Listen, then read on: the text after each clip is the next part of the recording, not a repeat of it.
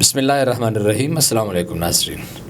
اپنے social media plate form سے میں ہوں علی رضا الوی، لیکن آج میرے ساتھ موجود ہیں ہرمیت سنگھ کو آپ نے ان دنوں بہت زیادہ خبروں میں دیکھا ہے، کنٹروورشل ٹویٹر کے ایک ٹویٹ کے باعث اور ہر طرح کی اس کے لیدے ہوئی. لیکن آج ہمارا موضوع ان کا ٹویٹ نہیں ہے، نہ ہی وہ نیوز ہے اور نہ ہی ان کے ساتھ جو ہوا ہے وہ ہے. ہمارا موضوع ہے آج نواز شریف کی وطن واپسی کے حوالے سے جو باتیں ہو رہی ہیں. ہرمیت سنگھ صاحب آپ کو بہت شکریہ، آپ نے تھوڑا ٹائم دیا مجھے.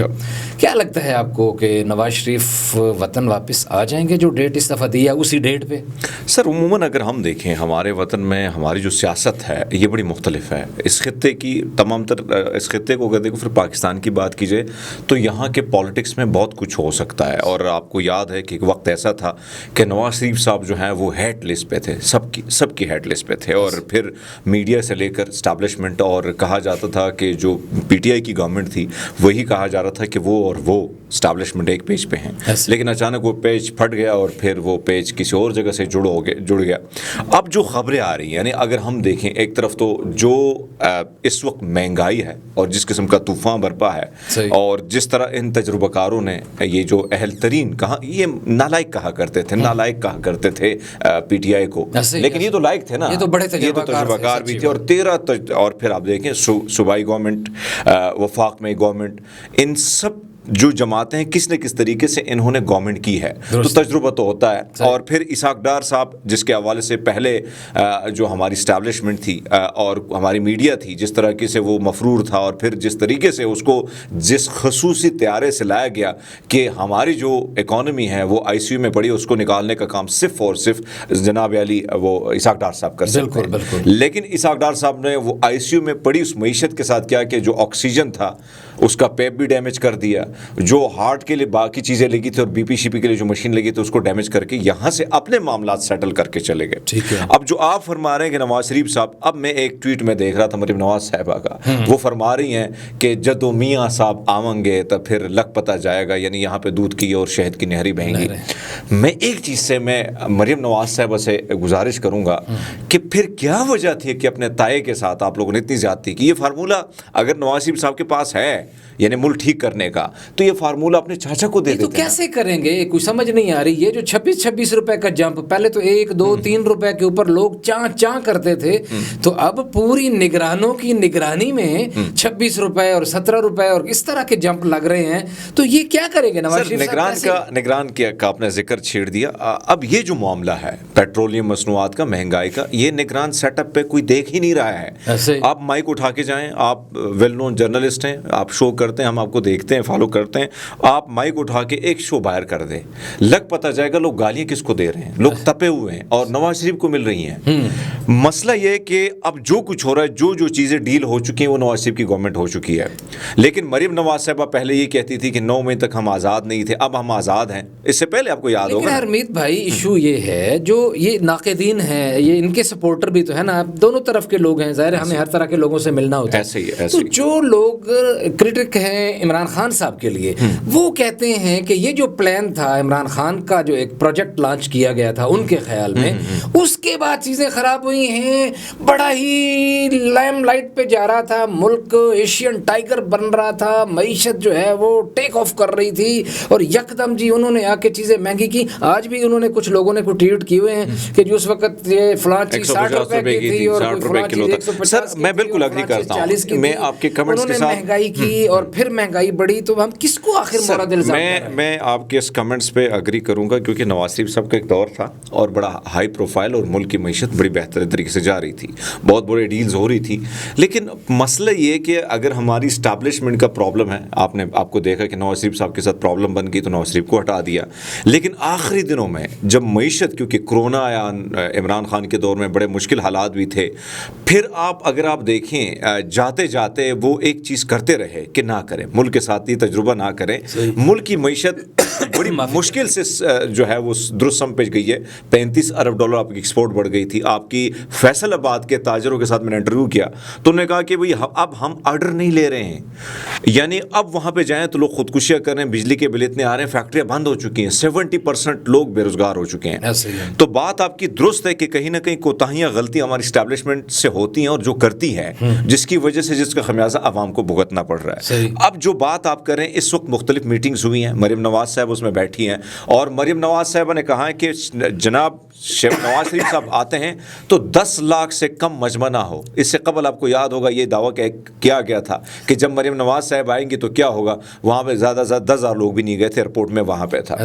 اب جو میٹنگ ہوئی ہے اس میں کہا گیا کہ جو زیادہ لوگ لے کے آئے گا اس کو سیٹ بھی ملے گی, اس کو تنظیمی امور اور دیگر چیزوں کے حوالے سے عہدے بھی ملیں گے. ودن پارٹی انہوں نے ایک چیلنجنگ کیفیت پیدا کی ہے. لیکن اب ایک بڑا چیلنج جو ہے الوی صاحب وہ یہ ہے کہ ایک طرف تو آپ بے شک جو ہم دیکھ رہے ہیں کہ انٹرنیشنل اسٹیبلشمنٹ کو نواز شریف صاحب اس وقت قابل قبول ہے, ضمانتیں لی گئی ہیں, اس کی ضمانتیں دی گئی ہیں اور خبریں جو ہیں کہ وہ آ رہے ہیں 21 اکتوبر تک. لیکن اب جو خبریں اچانک مریم نواز صاحبہ 31 ستمبر تک وہ جا رہی ہیں انگلینڈ, ٹھیک ہے, اب خبریں اب کچھ جو نون لیگ کی جانب سے مختلف سورسز سے خبریں آ رہی ہیں وہ یہ ہیں کہ نواز شریف صاحب بھی سوچ میں پڑ گئے ہیں. اچھا, کہ میں تو سوچ رہا تھا کہ جو چیف آف آرمی سٹاف ہیں انہوں نے جو فرمایا تھا کہ معاملات بڑے درست سمت میں جا رہے ہیں, ہم کوشش کریں اور بہت ساری چیزوں کے والے کوشش ہو رہی ہے. آپ دیکھ رہے ہیں کہ ڈالر کی اسمگلنگ ہو, چینی کی ہو, انٹیلیجنس ادارے لسٹیں بن گئی ہیں, گولڈ کی دیگر پرائسوں پہ ہو رہی ہے. لیکن اچانک جیسے پیٹرول بڑھتا ہے سر تو بہت ساری چیزیں مہنگی ہو جاتی. آپ کی گاڑی کا پیٹرول مہنگا ہو گیا تو بھائی آپ کی سبزی مہنگی ہو گئی, دالیں مہنگی ہو گئی, صابن مہنگا ہو گیا. اس وقت عوام تپے ہوئے ہیں, بلاسٹ ہونے کا ٹائم ہے. آج تو لوگوں نے مذاق اڑایا ہوا تھا کہ ڈالر تھوڑا نیچے کر کے پیٹرول اوپر کر کے تو یہ معاشی وٹا سٹا کیا گیا ہے, وٹا سٹا کیا. تو یہ عجیب و غریب صورتحال ہے. لیکن پھر بھی سوال وہی, اب آپ کو یہ لگ رہا ہے کہ نواز شریف صاحب جو ابھی یہ ڈیٹ دے چکے ہیں اس پہ بھی نہیں آ رہے؟ سر مشکل لگ رہا ہے مجھے. جو حالات اس وقت ان کو ان کے سامنے نون لیگ کے بڑے بڑے لوگوں نے رکھا ہے نا, کیونکہ ظاہری بات ہے نواز شریف صاحب اگر اسٹیبلشمنٹ اور انٹرنیشنل اسٹیبلشمنٹ کے ساتھ وہ ڈیل کر کے آ رہے ہیں, کیا عوام میں ان کو وہی مقبولیت حاصل ہوگی اس مہنگائی میں؟ بالکل نہیں. سوال جواب وہی ہے. دوسری جانب اس وقت آپ نون لیگ کے لوگوں سے ملیں, میں تو مختلف حلقوں میں جاتا رہتا ہوں اور پوچھتا رہتا ہوں, نون لیگ کے جو ووٹر تھے جو جس قسم کے حالات چل رہے ہیں تو اس کے مطابق معاملات یہ ہیں کہ جو نون لیگ کا ووٹر تھا, یعنی آپ ان کے صحافی جو نون لیگ کو سپورٹ کرتے ہیں, آپ دیکھیں گے بہت سارے صحافی مختلف پارٹیوں کو سپورٹ کرتے ہیں, ان کے مطابق اس وقت جو 14 سیٹیں ہیں لاہور کی وہ اس پہ خان صاحب اگر کینڈیڈیٹ کھڑے کرتے ہیں تو نواز شریف صاحب ان کا گروپ جو ہے ان کو جیتنا بڑا مشکل ہو جائے گا. آپ گلگت بلتستان کے الیکشن دیکھ لینا, ابھی بھی دھرنا دیا جا رہا ہے اور الیکشن کمیشن رزلٹ نہیں دے رہا ہے. تو ایسے میں مشکل حالات ہیں. ایون ہمارے بہت بڑے معتبر صحافی ہیں, اس نے کہا ہے کہ گوال منڈی میں میرا پیو, میرا دادا, میرا پردادا سارے دا جنم اتھے ہی ہویا, میرا بھی جنم اتھے, میرے پتراں دا, میرے بچیاں دا بھی جنم اتھے ہویا. میں گارنٹی کہہ رہے ہیں کہ ایک پاسے نواز شریف صاحب, دوجے پاسے پی ٹی آئی دا کوئی عام شا کارکن تسی کھڑا کر دو, پی ٹی آئی دا بندہ جیتے گا. یہ سچویشن سے نواز شریف صاحب واقف ہیں, بہت سارے لوگ ان کے مخلص ہیں. آپ نے دیکھا کہ خواجہ آصف صاحب اور حمزہ شہباز صاحب جو ہے اس میٹنگ میں نہیں بیٹھے مریم نواز صاحب کے ساتھ. کیوں نہیں بیٹھے؟ مسئلہ یہ ہے کہ جو چیزیں شہباز شریف کر کے گئے ہیں نا اور زرداری صاحب نے اس سے کروائی ہیں, فائدہ تو اب آپ دیکھیں گالیاں کس کو پڑ رہی ہیں. زرداری صاحب نے مزے لوٹے, کرپشن کے کیسز ختم کیے. نہیں, میں اس بات پہ آپ کی بات معذرت کے ساتھ اختلاف, یہ اپنا بھی تو عقل ہونا چاہیے نا شہباز شریف صاحب کو. وہ عمران خان انہیں بوٹ پالشیا کہتے تھے, تو انہوں نے ضروری ثابت ہی کرنا تھا بھی میں اس طرح کا بندہ ہوں کہ بالکل حیائی کوئی نہیں, ہوشی کوئی نہیں. وہ تو وہ کر گئے ہیں جو زرداری صاحب نے پیپلز پارٹی کے ساتھ بھی اتنا نہیں کیا, جو وہ مسلم لیگ نون کے ساتھ شہباز شریف کر کے گئے ہیں. ظلم و ستم کی حد کر گئے ہیں. سر کچھ چیزوں کے حوالے سے آپ کے بھی سورسز ہیں, ہمارے بھی سورسز ہیں. کچھ سورسز کے مطابق کچھ خبریں جو دی گئی تھیں شہباز شریف اور یہ بھی کہا جا رہا ہے کہ پیپلز پارٹی نے مختلف طریقے سے ڈرانے کی کوشش کی ہے نون لیگ کو کہ یہ معاملات ہوں گے. شاید وہ جو پرانے ڈی جی آئی صاحب تھے, جناب نام اس ٹائم میرے ذہن میں نہیں آ رہا, پی ٹی آئی کے جو خاص سپورٹر بھی تھے, جنرل فیض اور بہت سارے معاملات ایسے آنے والے ہیں کہ تم لوگوں پہ بڑا حالات جو ہے وہ بڑے مزید تنگ کیے جائیں گے.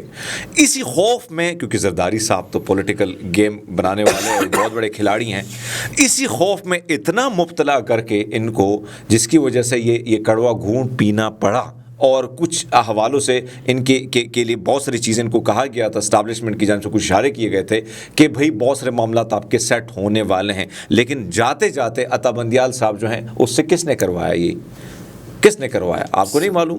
اور سیدھا رکھنے کے لیے انہوں نے انصاف کیا. آپ اندازہ لگا لیں لوگ کہتے ہیں کہ عمران خان نے غلطی کر لی، اس معاملے میں وہ پھنس گئے.